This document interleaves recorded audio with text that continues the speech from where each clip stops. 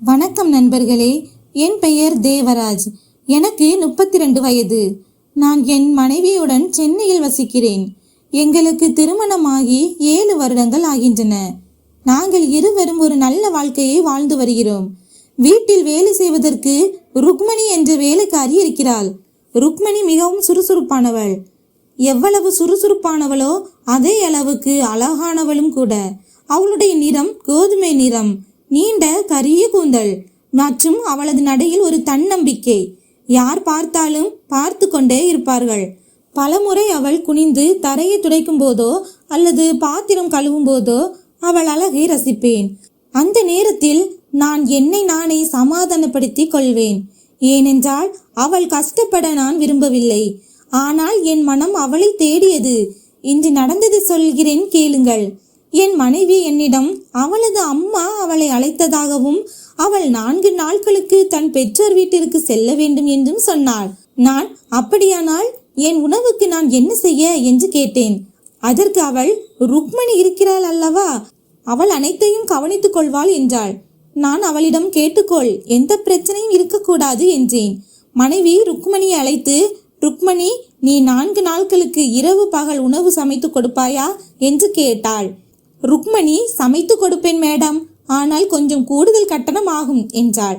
என் கணவர் என்னை மாலை வீட்டிலிருந்து வேலைக்கு செல்ல விட மாட்டார்கள், அதனால் கட்டணம் அதிகமாக வேண்டும் என்றாள். என் மனைவி உடனடியாக, பரவாயில்லை, உங்களுக்கு இரவுக்கு ரூபாய் 500 கூடுதலாக கிடைக்கும் என்றாள். இவ்வளவு சொல்லிவிட்டு மனைவி தன் சாமான்களை எடுத்துக்கொண்டு தாய் வீட்டிற்கு சென்று விட்டாள். இப்போது வீட்டில் நானும் ருக்மணியும் இருந்தோம். நான் ருக்மணியிடம், இன்று இரவு உணவு முடிந்துவிடும், ஆனால் நாளையிலிருந்து இரவு நேரத்திலும் வர வேண்டும் என்றேன். அவள், சரி சார், நான் வந்து விடுகிறேன் என்று சொல்லிவிட்டு சென்றாள். இரவு பெரிய சிரமத்துடன் கழிந்தது. வீட்டில் மனைவியும் இல்லை, ருக்மணியும் இல்லை. தனிமையில் தூக்கமும் தாமதமாக வந்தது. காலை எழுந்ததும் ருக்மணி வேலைக்கு வந்துவிட்டாள். நான், ருக்மணி, தேநீர் காலை உணவு தயார் செய், நான் குளித்துவிட்டு வருகிறேன் என்றேன். அவள் சிரித்து கொண்டே, சரி சார், நீங்கள் தயாராகுங்கள், நான் காலை உணவு தயார் செய்கிறேன் என்றாள். நான் துண்டை எடுத்துக்கொண்டு குளியலறைக்கு சென்றேன். குளித்து முடித்து வெளியே வந்ததும், ருக்மணி, என் உடைகள் எங்கே என்று கேட்டேன். அவள் அருகில் வந்து உடைகளை எடுத்து கொடுக்க ஆரம்பித்தாள். ஆனால் திடீரென்று என் பார்வை அவள் மீது பட்டது. அந்த நேரத்தில் நான் அதிர்ச்சியில் இருந்தேன்.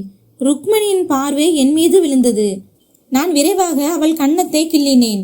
ஆனால் அவளது கண்களின் தயக்கம் என்னையும் சங்கடப்படுத்தியது. அவள் எதுவும் சொல்லாமலேயே வெளியே சென்று விட்டாள். நான் விரைவாக கிளம்பி வெளியே வந்தபோது அவள் மெதுவாக, சார், இன்றைய வேலை முடிந்து விட்டது என்றாள். நான், சரி, இரவு வா, உணவு சமைக்க என்றேன். அவள் சரி என்று சொல்லிவிட்டு சென்று விட்டாள். நாள் முழுவதும் நான் வீட்டிலிருந்து வேலை செய்து கொண்டிருந்தேன். மாலை ஆகிவிட்டது. மழை தூறல் தொடங்கியிருந்தது. நான் பால்கனியில் நின்று வெளியே இருந்த காட்சியை பார்த்தேன். கருமேகங்கள், வேகமான காற்று மற்றும் மெதுவாக பெய்யும் மழை. இரவு சுமார் 9 மணிக்கு கதவு தட்டும் சத்தம் கேட்டது. நான் கதவை திறந்தபோது ருக்மணி முழுவதுமாக நனைந்து நின்று கொண்டிருந்தாள். அவளது கூந்தலில் இருந்து தண்ணீர் சொட்டி கொண்டிருந்தது மற்றும் நனைந்த சேலையுடன் வந்தாள். நான் சொன்னேன், ருக்மணி, இவ்வளவு மழையில் வர என்ன அவசியம்? அவள் சொன்னாள், சார், இது என் வேலை, நான் வந்தே தீர வேண்டும். நான் சொன்னேன், போய் உன் உடையை மாற்றிக்கொள். அதற்கு அவள், சார், என்னிடம் வேறு உடைகள் இல்லை என்றாள். நான் சொன்னேன், நீ என் மனைவியின் அலமாரியிலிருந்து ஏதாவது எடுத்து அணிந்து கொள் என்றேன். அவள் தயங்கினாள். சார், மேடமின் உடைகளை எப்படி நான் அணிய முடியும் என்றாள்.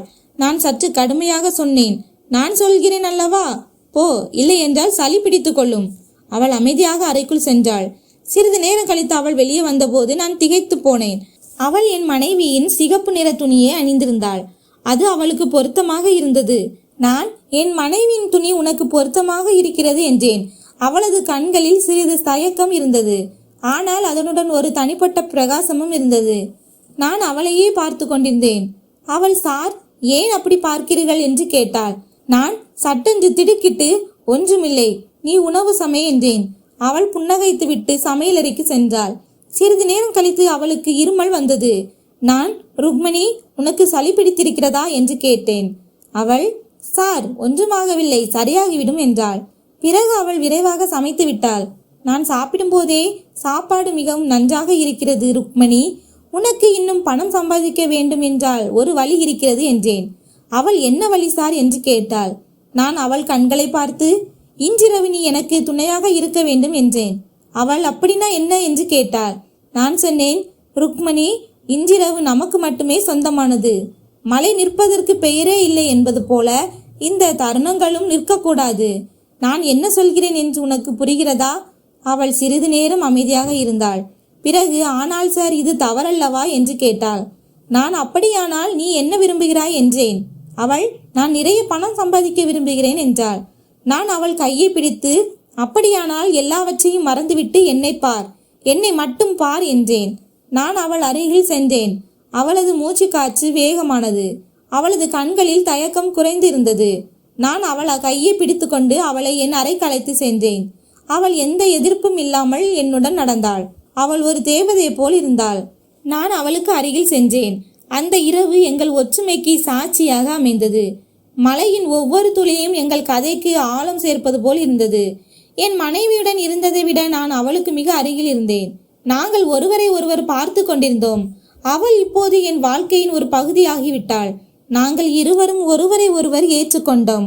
உலகம் அப்படியே நின்றுவிட்டது போல் இருந்தது. நாங்கள் ஒருவருக்கொருவர் தொலைந்து போனோம். காலை பொழுது விடிந்து விட்டது. காலையில் அவள் என்னை பார்த்து, சார், இது நமக்குள் மட்டுமே இருக்க வேண்டும் என்றாள். நான் சிரித்து கொண்டே, இந்த விஷயம் எப்போதும் நமக்குள் மட்டுமே இருக்கும். இப்போதிலிருந்து உனக்கு பண கஷ்டமும் இருக்காது என்றேன். அவள் மகிழ்ச்சியுடன் என்னை பார்த்து சிரித்தாள். அந்த தருணத்தில் சில உறவுகளுக்கு பெயரே தேவையில்லை, அவை மிகவும் ஆழமானவை என்பதை உணர்ந்தேன். கதை முடிந்தது.